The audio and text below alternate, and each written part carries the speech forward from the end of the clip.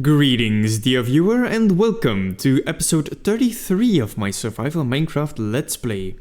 I am iWhat, and we start this video in this huge cave area, which is an area in my forever world, which I haven't really done that much with. I have just added a grass floor, and that's it basically. And it is somewhat connected to our base.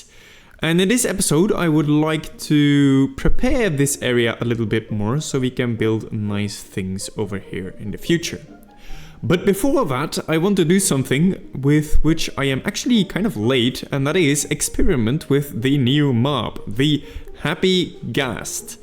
So, ladies and gentlemen, can we please play the intro?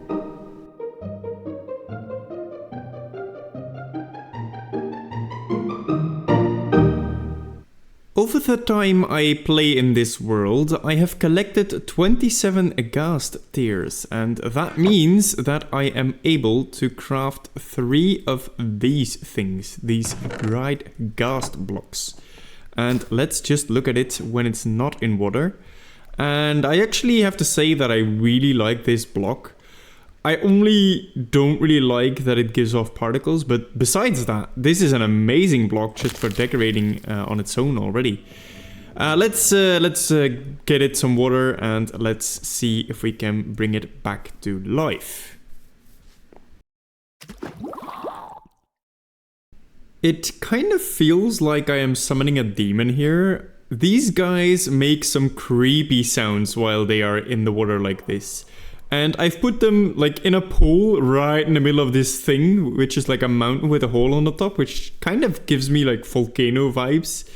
And all of this just feels a bit like summoning a demon. I have gathered all of the things that I think I am going to need. So let's see if we can craft our thing like that. Yeah, okay. And let's do the others as well, so that we have them by hand when we need them when these guys are done. And I can confirm that this probably takes a long time. While I am waiting for these guys to come alive, we can already start. You see, the plan for this giant room is to have 2 floors. One floor where we are right now and an upper floor around that level over there. And I want to start with that thing. Let's actually go there. So that thing and this thing are both like stairs that we can use to access the giant room from our base. And ever since I've built this, I feel like this top one isn't quite right. And the reason for it is it sticks out quite a lot towards the front. And if we have to add like walking space over here, it just doesn't fit. And I feel like we should make it turn towards that direction, similar to how we have a bend in the other one. So let's start by changing that. Ladies and gentlemen, we now have cute baby happy ghasts flying around. And while these are cute and very nice creatures, oh, there we go, we already grew up into an adult. I don't think these baby variants have any like real functionality besides being a balloon. We now have balloons in Minecraft. I think that the only thing we can really do with them is feed them snowballs so they grow up faster. And we can carry them around like this. But now that one of them has already grown up to be an adult, 2 of them have already grown up to be... No, only one of them. It just looked like he was... Oh, okay, never mind, I take back my words. So now we can ride this guy, and we somehow have the ability to fly. Oh, it's really slow, okay. That makes sense balance-wise. But what I am really curious about is how well can this be used to build on the underside of this, for example. Can we do that? Is that a thing we can do? And we can then dismount and walk around. And then we can fly over. I think this is a very, very good thing to use for building in an environment like this. And that is exactly why I wanted to start building on this build specifically, because I think that this new tool, which allows us to fly, can help me greatly in accessing the high up areas without constantly having to build scaffolding. And, you know, this will speed up the process a lot. These stairs have now been changed, so there is a turn to the left instead of continuing straight. And then when you enter here, you still have to turn around the corner to get to this area over here. Now we have a little bit more space to work with over here, but not that much because this thing still sticks out. I have placed down some moss blocks here and there to indicate the height at which these stairs end. Ideally, I would like to make a flat surface here, which is walkable, that is like the height of the second floor. And I have placed these moss blocks just to visually see where that would end up. And over here on the other side, it turns out we have a little bit of a problem, because over here there is another project, our custom river, and it turns out that this is a couple blocks higher than that. So that means that I think we are best to build an incline around where I am standing right now. But for the other parts, I think we are free to create a flat surface to walk on over here. I think it would be easy over here, but over here there are some subtleties that we have to fix. Maybe we can make the overhang a little bit more. We'll see when we build it, I think. And I think we have to start by deleting a bunch of these blocks over here.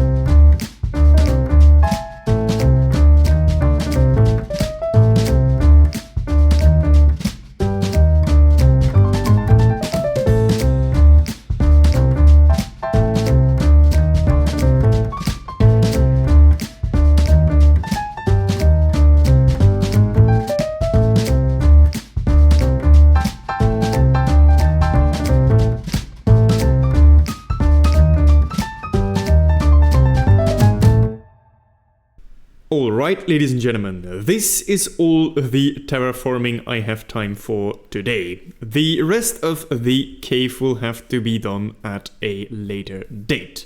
But I am really happy with what we have right here. So I decorated this wall in a very lush and green style, which kind of is in the theme with the rest of our base. I incorporated the leaves in the wall, or instead of on the ceiling, and I think it kind of works, though my only remark with this is that it is very bland. It is the same all over, and that might not be great, but we'll still add things in here eventually, so that might fix itself. Let's also go to the upper floor so we have a perspective from over there as well. And I think that for today I have had enough of this project, so we will move on to a different one, but I will still show you what we have over here. So over at this top level, I kind of made another level higher because we kind of have the problem that the ceiling of the room with the pink tree in is like over there, and we can't really move that, so we kind of have to go up in order to dodge that, and then we get a new level over here. But adding extra levels is kind of fun because it adds more details and it makes your build more interesting, in my opinion. But now we have a start to work with here. I still have to fix this edge and make the dirt like curl over a little bit. But for now, we can already start planning on adding things in the walls, downstairs and over here. Ladies and gentlemen, for the next part of this video, we turn to this build over here that we constructed in the previous episode. This build right here contains 4 of our basic farms. So that means wheat, carrots, potatoes and beetroot.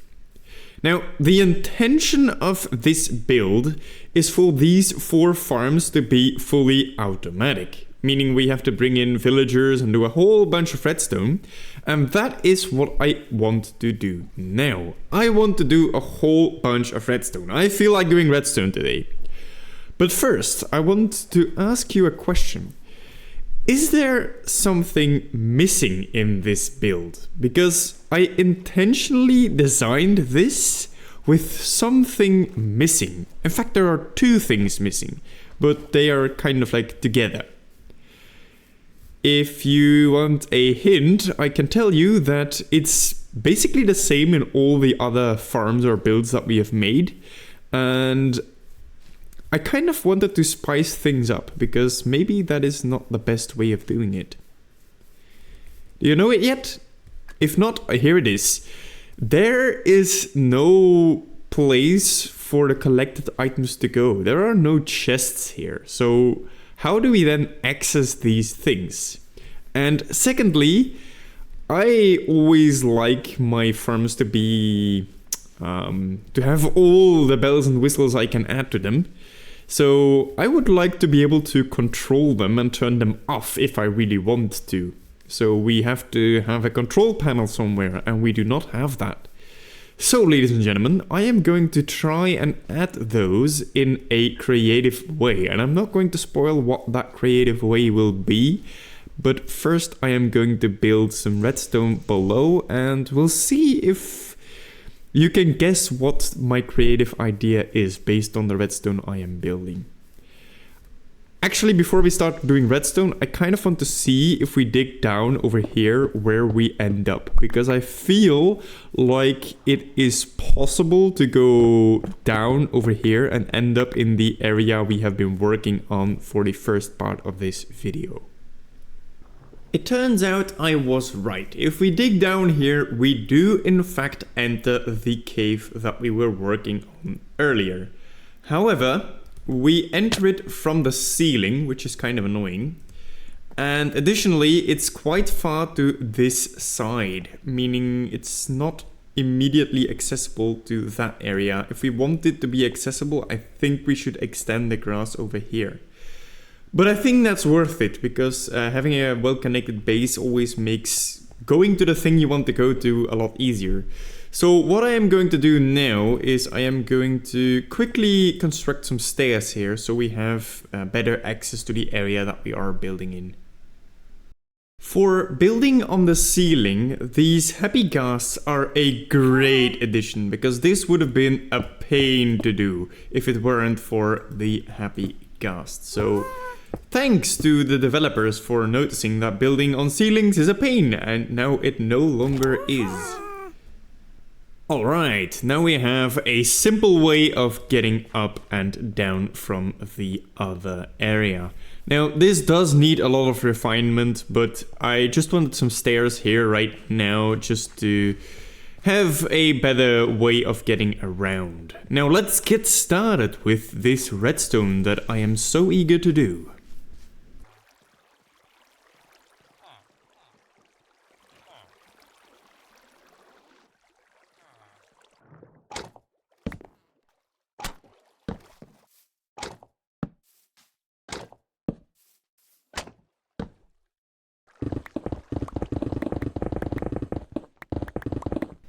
So, I have started by placing down some rails here.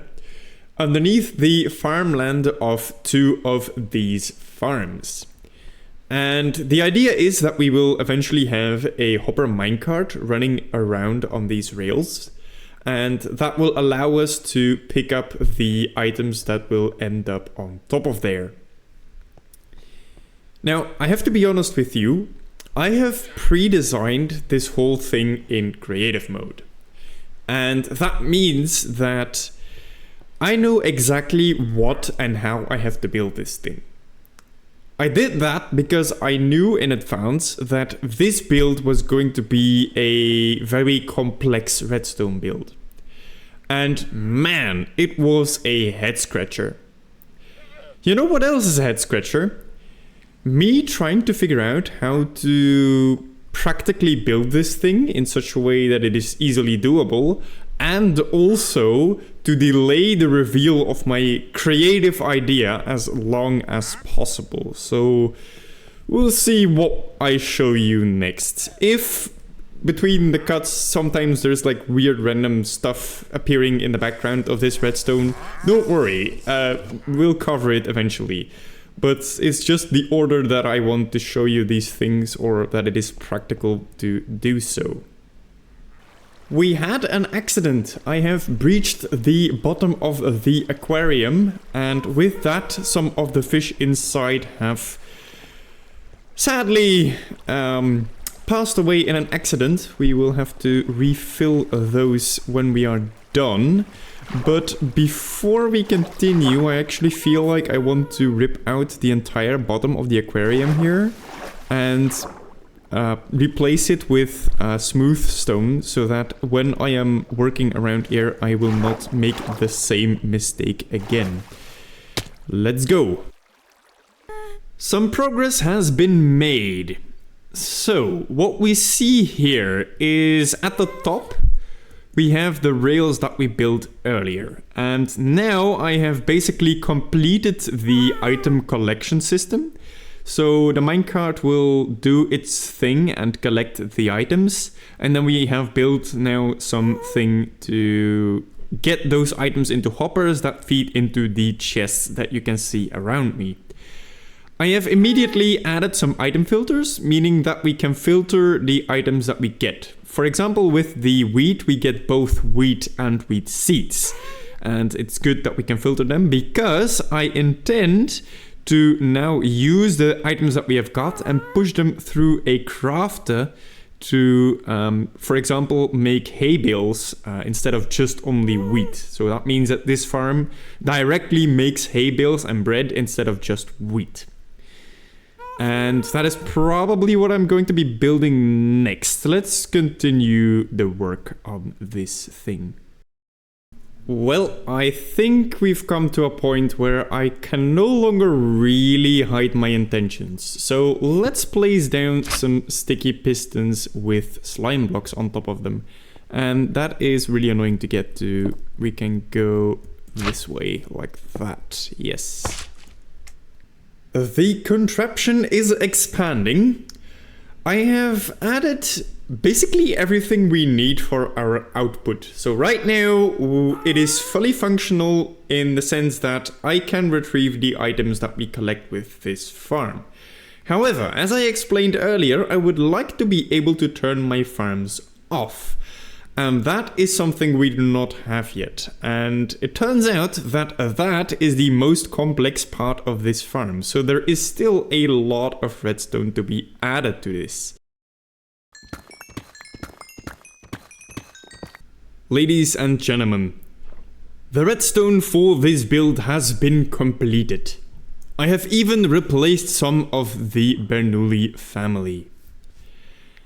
There remains but one thing to do to make this build completely functional, and that is bring in some villagers. So bringing in some villagers we will do. Actually, something completely unrelated, but it just catched my eye. How is it that this bamboo has not grown yet? This has been here for a long time and we have been working here for a while, so it had plenty of time to grow. Is it something with lighting or whatever? I do not understand, because on this side it's grown perfectly fine. Maybe we should just bring out the bone meal and finish this before we do anything with the villagers, because this is strange. This should be finished. It's been a long time since you have seen this place, and to be honest, I haven't really used this all that much since. This right here is the place we bring villagers to zombify them and cure them in order to improve their prices. Now, the way this is set up is that all the villagers that come from our villager breeder have to pass here before we can process them in the railing system later. So I am going to first clear these guys, and then after I am going to bring in the new guys, the farmers we need for our project. Oh yeah, we take the door, we don't take the rails. In hindsight, we could have also just come here and switched this railing around to just take the new villagers only, because we never really did anything with this rail. For now, it was just a dead end, and I kind of kept it that way. So if we follow this over here, we will follow it to where these 3 villagers are right now. So as you can see, they have stranded here in the middle of nowhere, and that's kind of the intention that I had with them, because they have to join the others. These, especially these 2, I've been using a lot for trading glowstone. And I don't remember why I used you. Glass, maybe? I don't know. But he's probably important, so we are going to keep him, and we are going to store him somewhere around here. Now, there's plenty of iron golems around, and the whole valley is lit up, so I don't really worry about these guys getting attacked by zombies or anything else. Now, let's go to our villager breeder. And let's make some farmers. Our villager breeder is the windmill on top of the hill. And I think there should be quite a large amount ready. Yes, let's just send you over. And if everything went correctly, he should go on that railing system, and he should end up in this place we were at earlier. Oh, he got immediately zombified. Oh, and he's off. Okay. I think I have to be a little bit more careful with how I arrange my railing, because now we have a zombie villager on the loose over here, I think. Yep. We'll figure something out.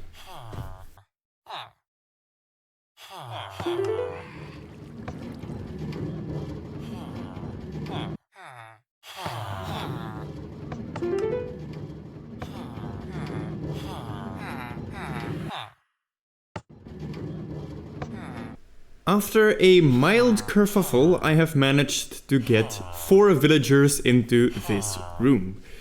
This kind of made me realize that our old villager system isn't very good, so either we have outgrown it or I have to think about redesigning the old system.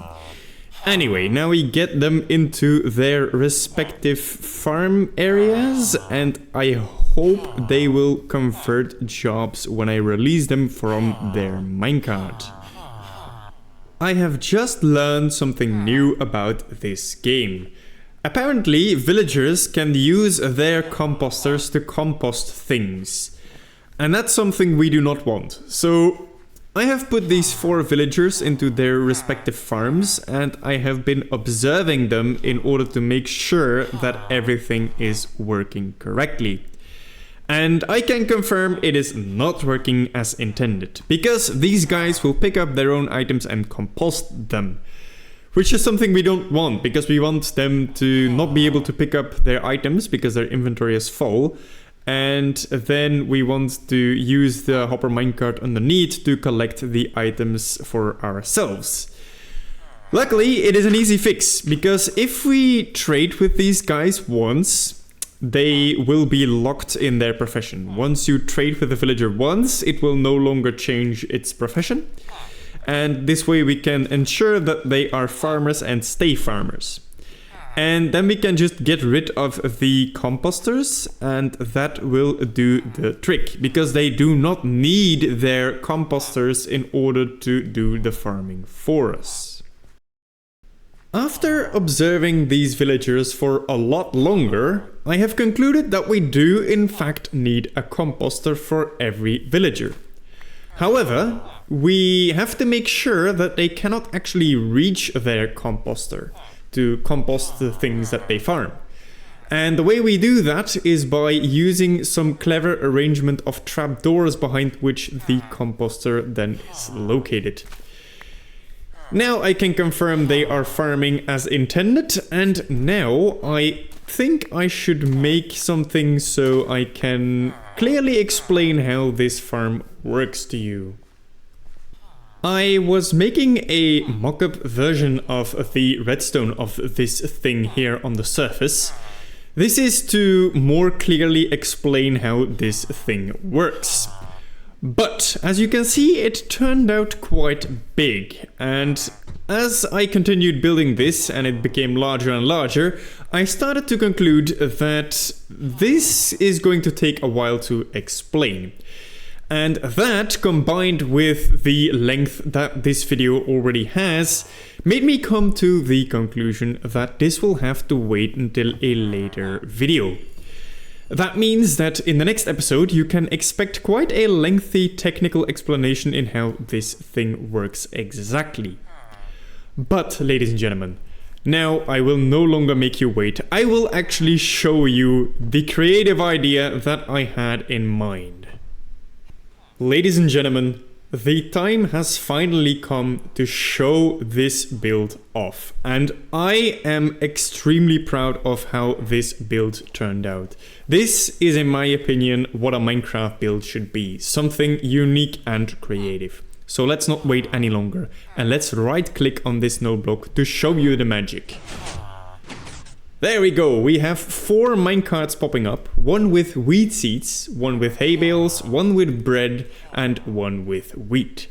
And we have a similar system for all of the other farms. So over here we have beetroots, and beetroot seeds. And over here we have potatoes. And there we go. And after a while the minecarts disappear again. And lastly, 3 times carrots. And I love the way this looks. This is amazing in every aspect to me. This is exactly what a Minecraft build should be in my world. Like, it is creative, it is original, it's fun. This is what I want to do in Minecraft. And maybe I should explain to you the sort of thought process of how I arrived at this design. And the way that happened is I was looking at all my other farms that I had built in my world, and you always want an easy and convenient way to access the resources that are basically the result of your farm, the things that your farm produces. And usually that is a chest or a row of chests, so you just have the items go in chests. Also, now watch how these items get picked up by the hopper minecart that you can hear. But I was observing my builds and I concluded that oh, it doesn't pick them up. Okay. Oh, it must be still emptying the stack of seeds that I gave it. Yeah, sure, whatever. That makes sense. Yeah, where was I? I was explaining the row of chests. So basically all your farms then end up having a row of chests, and you always have to end up decorating that and making that look good. And it might not always be the best solution to doing that. And because of that, I was thinking, okay, let's maybe think of a different way than just a row of chests to display the results of your farm. And then I thought, okay, what are the alternatives? And I arrived at chests minecarts. And then I thought, okay, how can we then bring those chest minecarts to the player, and then I thought obviously immediately rails, but I didn't really think of any fun way to use rails to do this. You can probably do some fun stuff with rails as well, but I decided against rails. I decided to go with slime blocks and just have the minecarts pop up like this, and this is absolutely perfect in every way. Now, I have shown you the output place of these things, but I haven't shown you the controls, because this is amazing to me as well. Because the controls is over here, and so we also have 2 minecarts. So one is all the farms that are turned on, and one that is the farms that are turned off. So if we switch the potato and the beetroot over to this side, that means that we have now turned the potato and the beetroot farm off. Basically, what that means is the hopper minecart will no longer run underneath the farm to pick up the things. And we can even turn the farm off completely by moving everything from the on minecart chest to the other one. And now nothing will happen anymore. But I prefer having things on for now, because these minecart chests are still relatively empty. And I actually want to collect the resources that these farms produce. So let's turn everything on by having it in this minecart. Anyway, ladies and gentlemen, that was this build. I hope you like it. Let me know in the comment section what you think of this build. Please, I want some feedback on this, because I can only think of one negative thing about this farm. There is only one downside, and that is when you have these minecarts sitting here, you can't really walk into them, because if they get misaligned, it'll mess everything up. And that is the only downside I can come up with. Everything else, in my opinion, is practically perfect in every way. Ladies and gentlemen, this video is already getting very long. So that means that we somehow have to end it. We have to come to a conclusion. And returning viewers will already know what that means. Returning viewers know that that means that we come to the fact of the video. And the fact of episode 33 of my survival Minecraft Let's Play is that the dishwasher was invented in the year 1850. Ladies and gentlemen, I hope you enjoyed watching this episode as much as I liked making it. And I hope I can see you in a future video. Ladies and gentlemen, thank you for watching, and as always, keep wondering.